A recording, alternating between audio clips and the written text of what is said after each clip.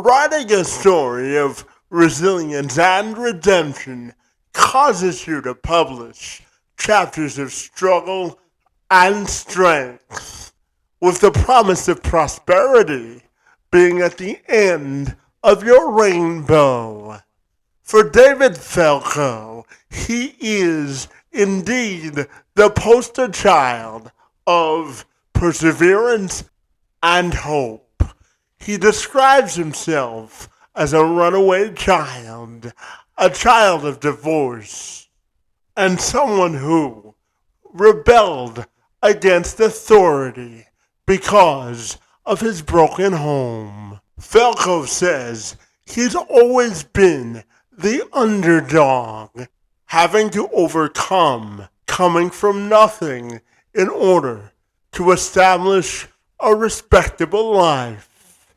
And over the past 16 years, Falco has carved out a pathway to success for himself without any formal education in exercise science. He went from making a mere $15 a session in the beginning to having a multi-year, multi-six-figure income in his online fitness business and program, which spans throughout the United States, Italy, and Korea.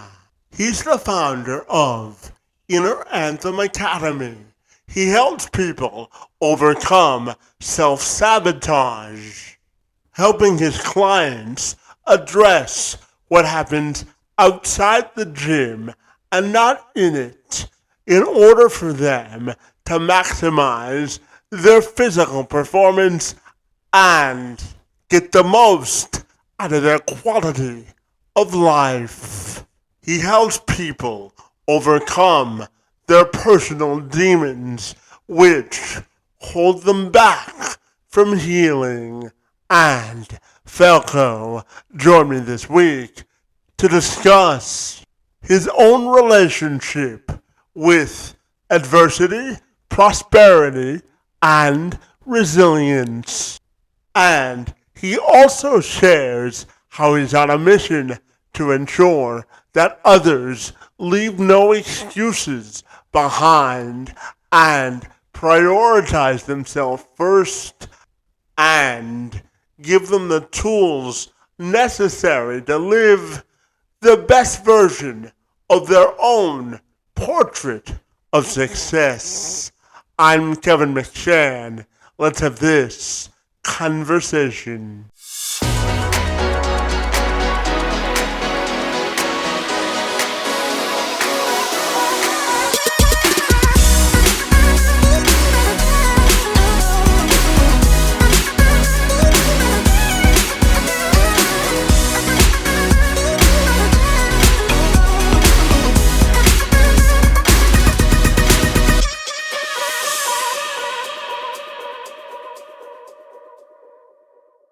David, if you're ready, I'll take a moment to welcome you to the program. And I'm super excited to learn all about your life story and how you're choosing to make a difference in the world. Great to see you this afternoon. And thank you so very much for being here. Love it. I'm excited. Absolutely. So, David, I know you have quite the interesting life story from your childhood to where you are today. So I'm wondering if we could start our conversation by you giving me sort of a 360-degree review of your life and how you grew into the person you are today. Yeah, absolutely. So I grew up in a small town, Sand Springs, Oklahoma. It's the first suburb just west of Tulsa. Came from a broken family. My parents divorced when I was in, I believe, second or third grade. I don't remember. And struggled with the family dynamics of bouncing back and forth. And then when I was in high school, ended up running away, actually. And just having a rebellious attitude, I think like any other teenager, but mine was just a little bit more to push me over that edge. And was learning some life lessons along the way. And my whole life's been about adjustment, about uh, having adversity, adjusting, moving forward, repeat, repeat, repeat, repeat, repeat, repeat, repeat. So it's just whatever chapter that you want to discuss today, I'll be happy to share it with you. My job here is just to inspire at least one person today on your podcast. Like I said, I'm honored to be here. And whether that's if they've had a childhood that was troubled, whether it's they had a problem with substance abuse, whether that's they've had challenges in the workforce when we, like all of us did in 2020 with COVID and having to make adjustments professionally.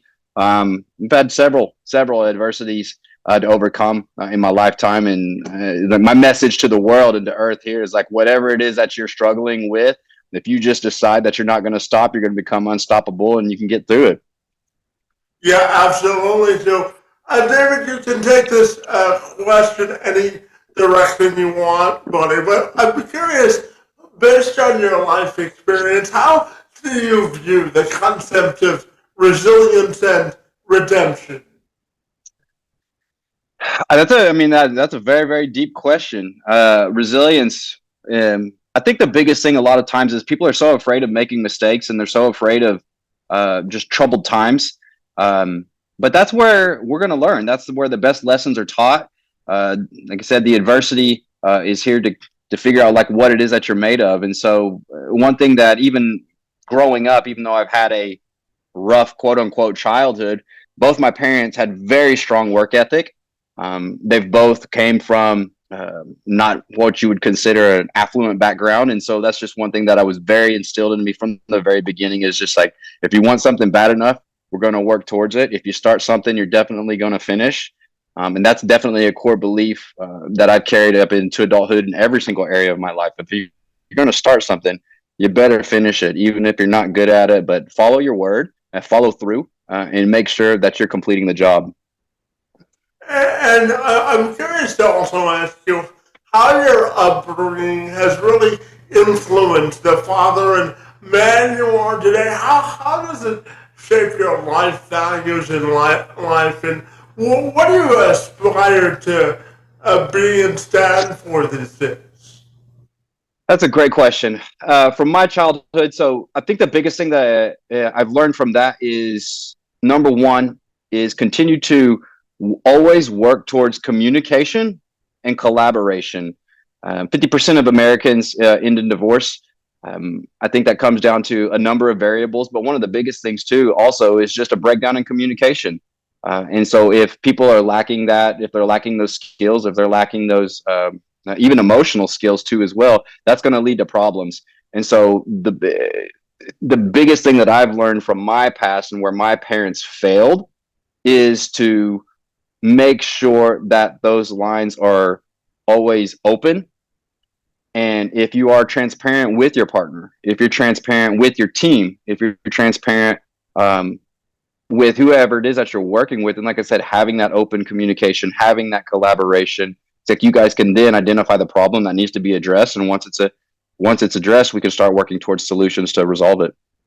Indeed, and you know, David, I'm a big believer in seizing the opportunity for advancement. So when we look at life and the opportunities it presents, I'm curious to ask you your opinion on the importance of seizing the opportunities in life that are presented to you, because, you know, I always tell people that it's important to go after what you want. So tell me about the importance of seizing opportunities in life from your perspective. From my perspective, a lot of things that hold people back from moving forward and pursuing their goals, their dreams, and their ambitions is just simply fear. And it's not necessarily fear of failure. It's fear of being judged by their spouse, being judged by their family, being judged by their peers, their colleagues. And they're just so worried about what other people are thinking that if they do fail, and that's one thing that that's going to happen. You guys all got to realize that at some point you are going to fail, and that's okay. Because again, like I mentioned earlier, it's like that's where the lessons are learned. But it's like people are just terrified of judgment, and that is why I believe that's what held people back from pursuing their goals. If they knew that they couldn't fail, like they would move forward. But that's not life. Like, we know that we're going to mess up. We know that we're not going to be perfect, and like we're going to fall short eventually at some point with something, and that's okay. And that's just one of the biggest messages I want to teach my students. One of the biggest messages I want to teach my children. That's the biggest message I want to just teach everybody is like, it's okay to mess up. You're going to mess up. You're going to make mistakes, but not learning from the mistake is the mistake. So as long as you're, again, always pursuing self-improvement, as long as you're always looking to get better every single day, whether you fall short that day or not is irrelevant. As long as you learn from those, you continue to grow, you continue to improve, and you continue to move forward. Stop worrying about what other people think, because the people who do love you are going to love you no matter what, and the people who don't are going to fall off eventually. So you might as well, you got one life to live, so you might as well go after it. Somebody's gonna do it, so it might as well be you, and it might as well be as soon as possible. Maximize the moment, right? Absolutely.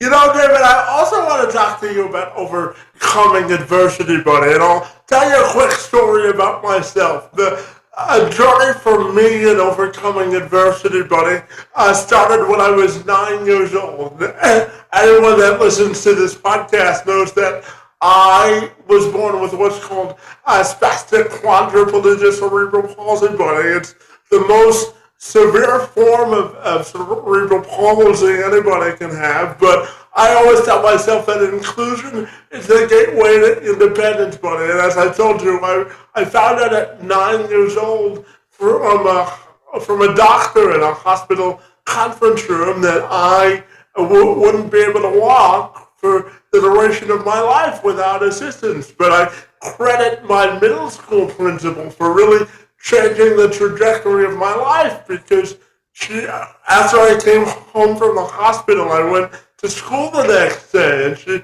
looked at me and she told me that the only limitations on my life are the artificial ones that I place on myself. So that's how I really look at the concept of overcoming adversity and really seizing the moment. You know, David, there's a sign in my office that says everyone's portrait of success is different. So when we talk about overcoming adversity and painting a portrait of success, I'm curious, what does that look like for you? What does that look like for me? Having the freedom to live the life that I want to live. That's what that looks like for me. Putting myself in a position to pursue my dreams, to pursue my goals, my ambitions, and not be limited by a circumstance, not be limited by my, from my, I don't know. That's such a great question. Just not being limited by finances, not being limited by resources, being limited by a mindset, not being limited by anything. Seisha and I, my partner, we were having a discussion this morning, and we have this short-term goal of relocating. So we just had our second child, and so we're looking to upgrade from our home and get a bigger house because our family is growing too as well. And so we've been in the market for a little bit, and so we've been looking around, and then she mentioned, she's like, well, I was checking out these other places too as well, and I know for a fact these were not the type of places that I know that she wanted to end up in. And so I just simply told her, it's like, you're going the wrong direction. And so what had happened was whether she wants to rush or whether she wants to hurry or whether she's just not thinking that we're able to or whatever it is, like, she's lowering the bar on herself and on our family and like what we can do and what we're pursuing. And I just simply told her, it's like, no, it's just like, we're going to set a goal. It's like, we're going to make a decision. We're going to figure out like where is going to be the right place for us, and we're going to go do it. And it's like, if you're thinking any other way, you're going in the wrong direction. And so that's what I'm talking about. It's like, pursuing success is like, that's the first thing, is like, you got to have it in between the ears. It's like, once you start limiting yourself, once you start doubting yourself, it's going to lead down a road of suffering, honestly. And so this is the biggest thing that I want to, like I said, just discuss with everybody that I come in contact with, is like, stop putting these self-imposed limitations on yourself. And it's just like, again, you got one life to live, so you might as well just make it one hell of a ride. Yeah, absolutely. And I know, based on your background, buddy, you, as you said, you run away from home and you were Yeah. placed in a lot of different residential settings, from Yeah. living with grandparents to Yeah. foster care. So tell me about the idea of perseverance, because I always tell people adversity, as you said earlier too, adversity will happen to all of us. I believe that the response to adversity is sort of the answer to the test of prosperity. How you respond to adversity is the beginning definition of your prosperity. So tell me, when you look at perseverance overall, I'm curious how you define that and how that applies to your own life as well. Becoming solution oriented. That's the biggest thing is adversity, problems, puzzles. That's the biggest thing is like, there's no such things as problems in life. There are just puzzles. And if you start to become doubtful, again, like I said, you're not even going to pursue those solutions. My main message to everybody is do not focus on the problem, focus on the solution. And so a lot of times, a very simple from a practical standpoint is even the way you think is going to control the way that you talk, and the way that you talk is going to control the way that you act. And so one thing that we work with our students, even in our program, is looking at their mindset, looking at their vocabulary, looking at the way that they self-talk. And simply is like, one thing that I don't allow in our program is our students to use the word can't. What I instruct them and I teach them how to do is that instead of using can't and talking like this, you just flip that and replace that with the question of how can I? And so we have two situations. You come up with adversity, you come up with a problem or a puzzle. People are like, well, I can't do that, or that's not blah, blah, blah. And it's like, no. Flip it. Just replace that one phrase and ask yourself, how can I fill in the blank? And then so what will happen is your brain will turn on and you'll start to actually come up with solutions. Now, they may not be the best solutions. They may be all right. They may be spectacular. But what's happening is you're actually training your brain to seek out the problem being solved rather than just focusing on the problem that itself.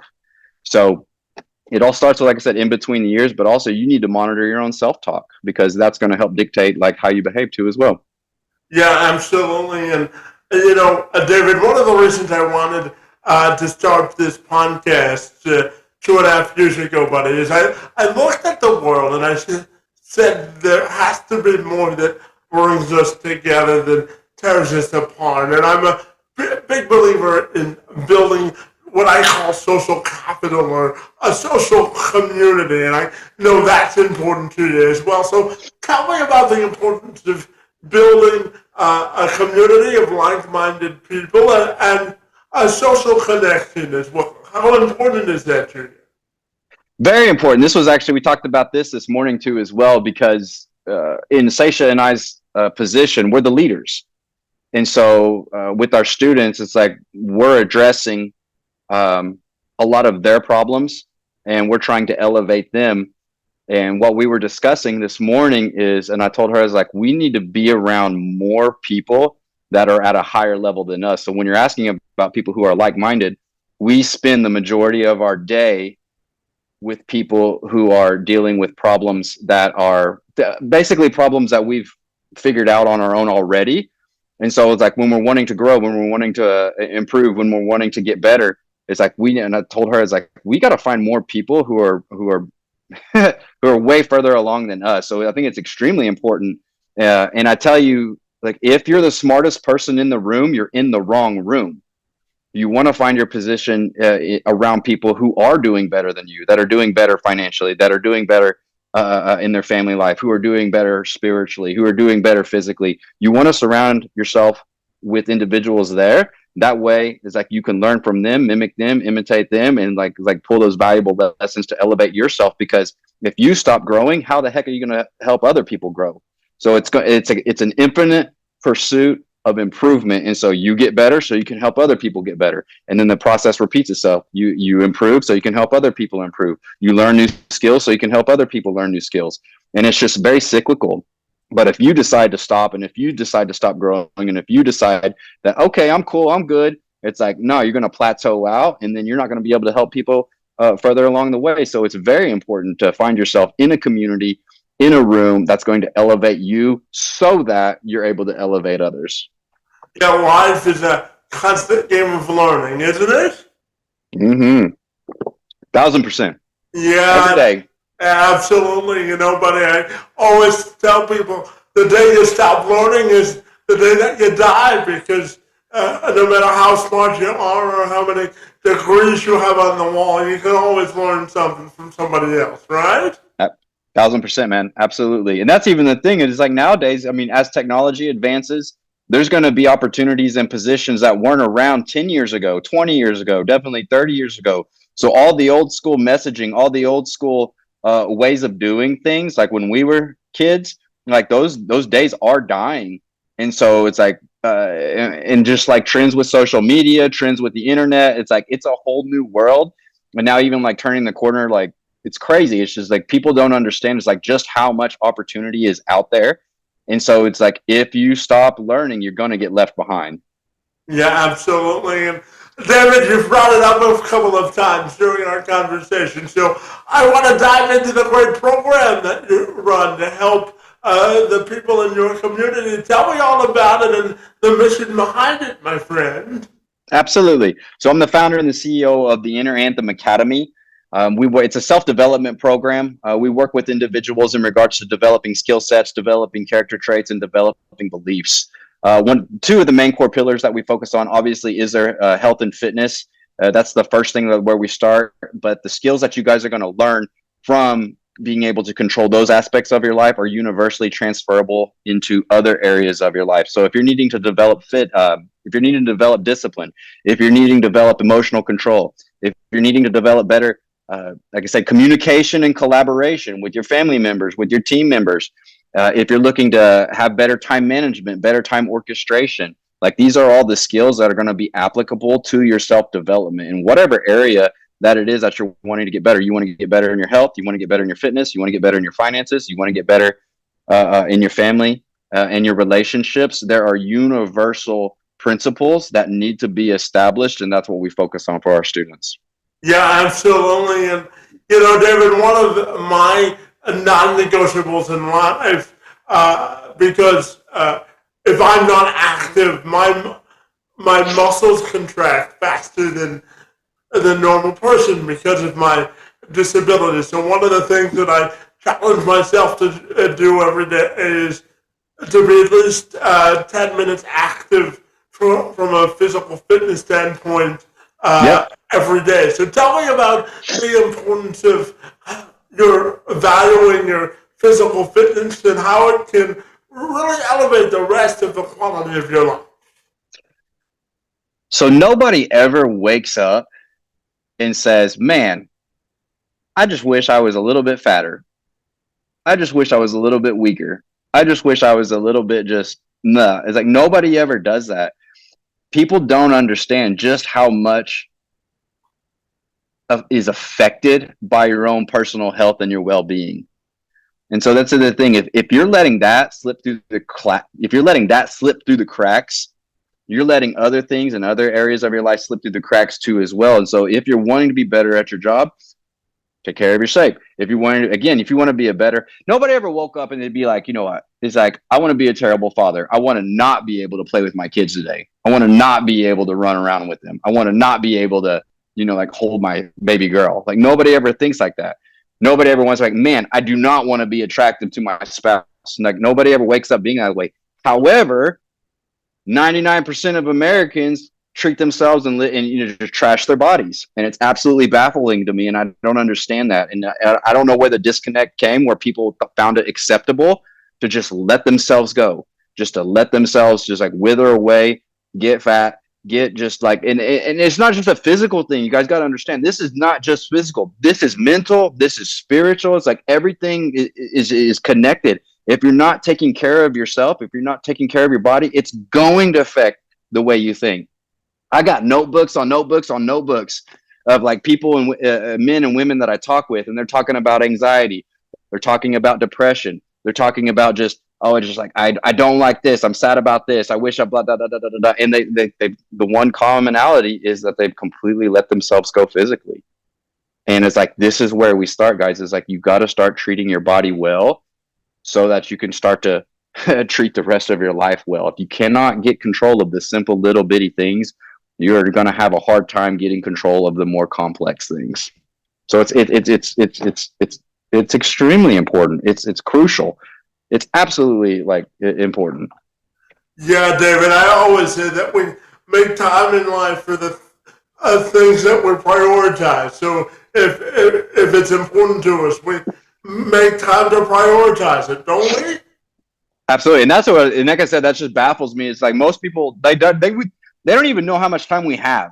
Like most people don't even understand how much time is in an actual fiscal week, and that's actually one thing that we work with our students is understanding again their time management and their time orchestration. Is like people are like, oh, I don't have time, don't have time. We literally have steps and procedures to actually help people orchestrate their week so that they are able to fit these other areas into their calendar that previously thought that they couldn't do, or they previously thought that they were too busy or whatever. And so it really is like, again, what we talked about earlier is like just self-improvement and learning those hard skills can be applied, which will help you with your fitness, which again, like I said, help you in other areas of your life too as well, obviously. Yeah, absolutely. And I'm just curious to ask you this out of general curiosity. When you look at America today, I'm curious, do you look at a country that's sort of fractured and broken? Because, I look at America today and you're either in one corner or another, and there doesn't seem to be room for open debate and discussion and compromise on the issue. So, just as a general matter, I'm fascinated to ask you, why do you think America appears to be so fractured, and how do you think we can come together as a society? I don't know if we'll ever come together. I don't know. I'm not going to focus on solving that problem. I'm going to focus on, touching the people that I can reach. The world's either going to figure it out or it's not going to figure it out. But why are we so fractured? I believe that people are so focused on how we're different rather than focusing on how we're alike. That's the biggest thing. Is again, it's like people are so focused on the negative rather than on the positive, and whether that's a religion thing or whether that's a socioeconomic thing or whether that's whatever, it's like people are just more looking at it as like how we're different rather than looking how like we are the same, because we are all the same. It's just like we just have different ideas and different beliefs, but it's like we're all still human, and that's the biggest thing. It's like, will we ever be together? I don't know, but I know if with the time that I have on this earth, I'm gonna do my best to like touch people in the best possible way to help mold and shape the way that they live their lives and the way that they are to their families and the way that they treat other people that they come in contact with. That's what I'm going to focus on, and the world's going to figure it out. So I don't know if it's going to be in my lifetime or my kids' lifetime or my grandkids' lifetime. I'm not going to focus and worry about on that. I'm going to focus on who it is I can affect now and today. Fair enough. Always looking forward, absolutely. And then I've got a series of 3 questions left for you today. And the first has to do with you. When you look at your life today, buddy, what would you classify as your defining moment in life? Whoa, man. That is deep. I've never had that. I don't know if I've ever had a defining moment. I don't know if there is a defining moment, but I will share this story with you. So I was in my mid to late 20s. I can't remember I was probably about 28, 29. This was not the defining moment, but it was a defining moment. So I'll share this story with you. So in my 20s, like I said, it's like I ran away. So I didn't have a lot of fatherly advice, I should say. My dad did his best, like any other father would want to do. He did his best, but I necessarily didn't have much of a father figure from 17 on. And so I had to learn a lot of things the hard way, which was fine. But one thing that I got myself into a lot of financial burden in my 20s. And so again, like I said, this isn't the defining moment, but it was a one, and it'll relate to everything else moving forward. When I was 28, 29, I had racked up, for me at that time, was a substantial amount of consumer debt. It was just spending, spending, spending, going out partying, going out to eat all the time, just reckless. Like, I didn't know how to be responsible financially. I didn't know how to basically, like I said, just be a responsible adult. I'd racked up this massive amount of debt. And I remember when I was 28, 29, I had been getting nowhere. I've been trying to pay it off, trying to pay it off, trying to pay it off, minimum here, minimum there, but I hadn't actually really changed my behaviors. So it was, again, just a cycle. It was Christmas night or Christmas Eve night. Like I said, I was 28, 29. I remember sitting in the kitchen with my laptop open. The light from the screen was the only thing illuminating in the entire house. It was completely pitch black. And I remember seeing a video from a mentor of mine at that time, and I don't even remember what he said, but what he did say clicked. It resonated. It was one of those light bulb moments in my life. And I sat back in my chair and I reflected and I said, you know what? He's like, dude, I'm going to have to change. And what I was thinking to myself was, I had so much trouble working myself out of getting from, this cloud of financial debt. And I sat back in my chair and I thought to myself, David, if you keep hanging out with these people, it's not going to fix. You're not going to get anywhere. And so I made a decision right then and there that night that I was going to completely remove myself from my social circle. And Kevin, I'm not talking about 1, 2, or 3 people. I made a decision to completely remove myself entirely from that crowd. And I want to preface this, like, it's not that they were good people, bad people, or anything like that. It's just that the way that they were behaving and the way that they were living life was influencing my behaviors, and it was getting me nowhere. So I made a decision that night, is like, I'm not doing that anymore. And so from that point, I actually put a plan together. And this is the biggest thing that you guys all need to understand. It's like, you might have a goal, you might have a target, but if you don't have a plan behind it, you're going to struggle. So not only do you need to have those targets established, but you need to come up with some sort of structure and also have accountability to go and execute. And that's actually one thing that we teach our students here in the program. But I made a decision. I said, all right, this is what I'm going to do. From here on out, I'm going to wake up, I'm going to go to work, I'm going to go work out, I'm going to come home. I'm going to wake up, I'm going to go to work, I'm going to go work out, I'm going to come home. And I'm just going to put that on wash, rinse, repeat over and over and over again until I finally until I fix this. And so I had been struggling with this financial debt for about 5, maybe 6 years, getting nowhere. That Christmas night, after I'd already made my rounds and I made that decision, it was one of those times, it's like, all right, this is it. I was like, I'm getting serious. And like I said, it's just, I had thought about it before in the past, but never really had that true conviction. And I don't know what it was that I saw in that video, but something just struck a chord in my heart. And I said, you have to change. You cannot keep doing the same damn things over and over and over and over again. So I was like, that was my course of action. And I executed it every day. Got up, went to work, went and worked out, came home. Well, during that time, they're still calling, they're still texting, hey, let's do this. Hey, let's go out. Hey, right? And so I just kept turning them down.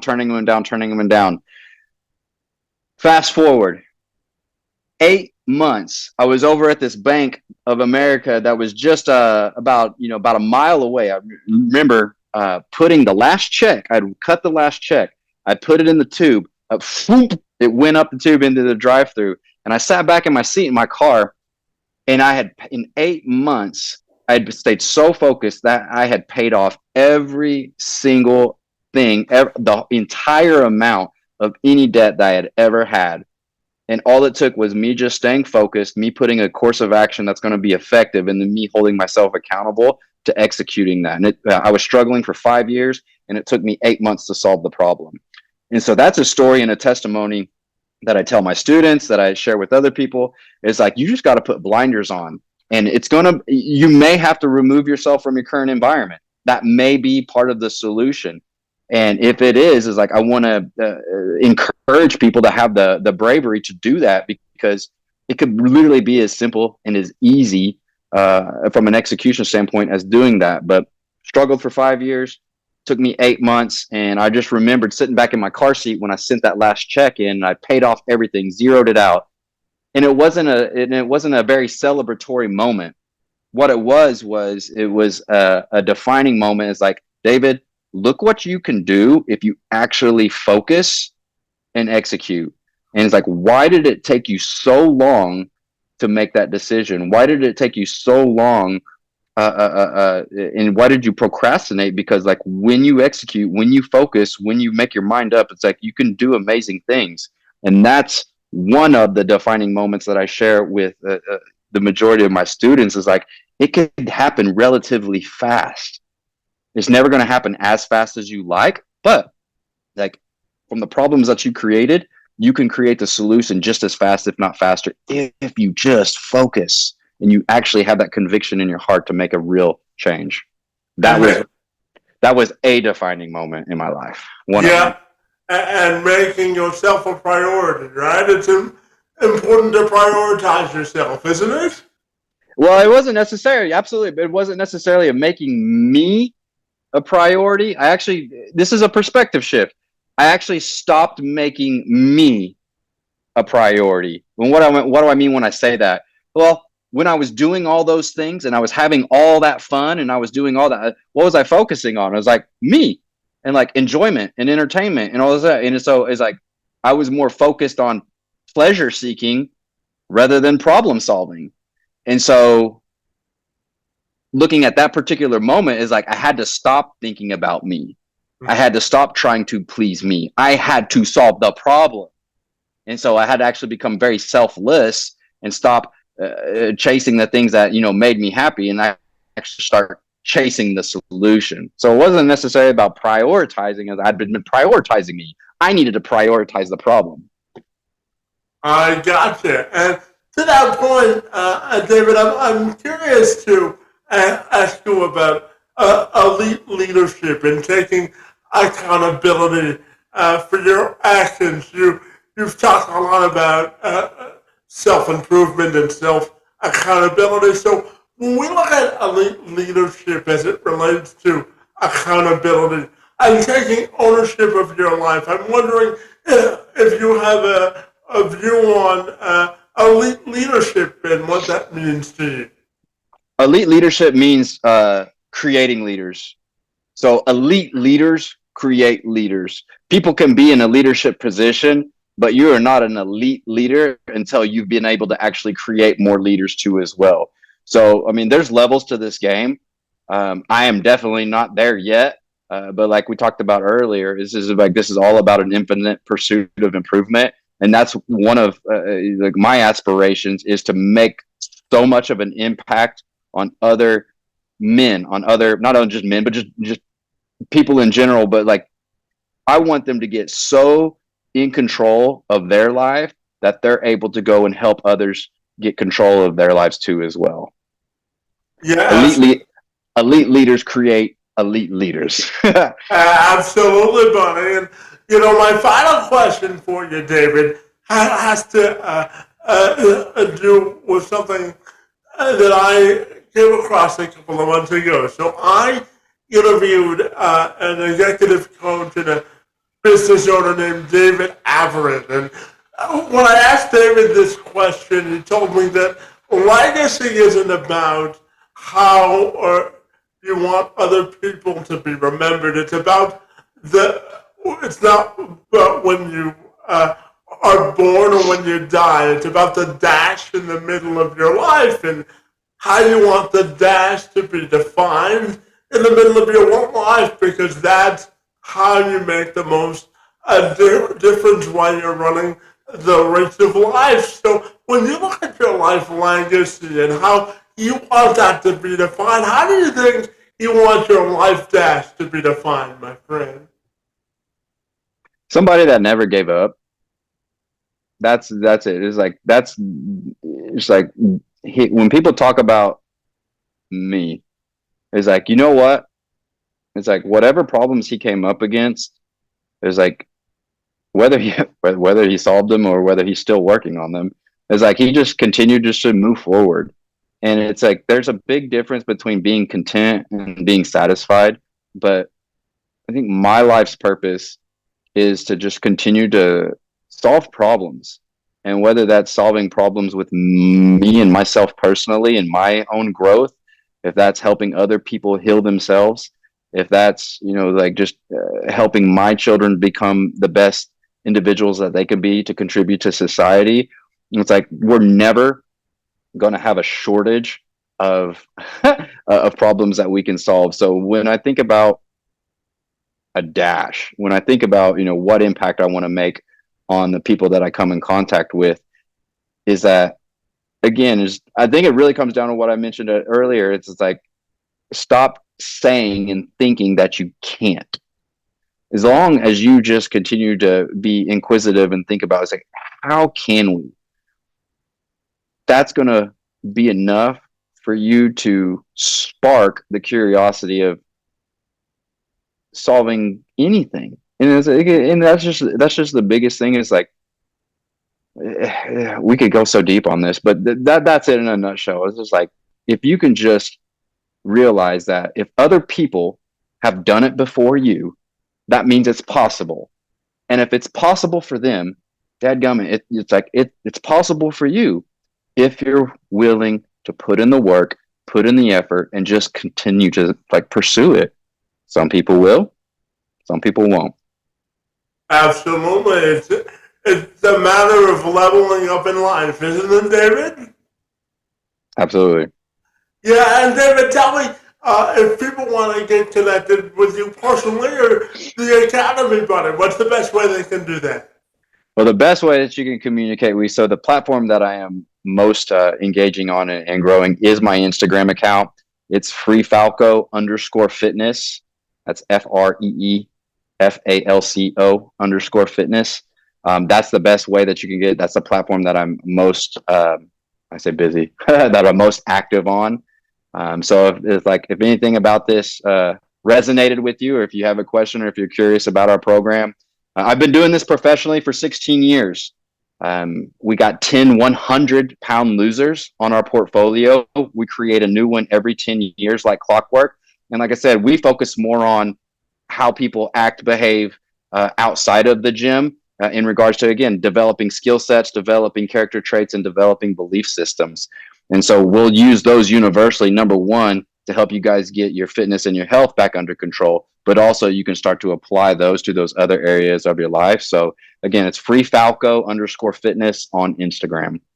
Fantastic. Well, David, I want to commend you for the great work that you do to help people shift their mindset in both fitness and life, my friend. I want to commend you for your own life journey of overcoming obstacles and adversity, my friend. And I particularly want to thank you for joining me today, buddy, because you're joining me on a milestone week for the program as we surpass our 700th episode. So I want to thank you for helping me mark the milestone and for being here this afternoon. It's most appreciated. Heck yeah, man. 700. Congratulations. I love that. Breaking records. One conversation at a time, right? I love it, man. Congratulations to you. That's awesome.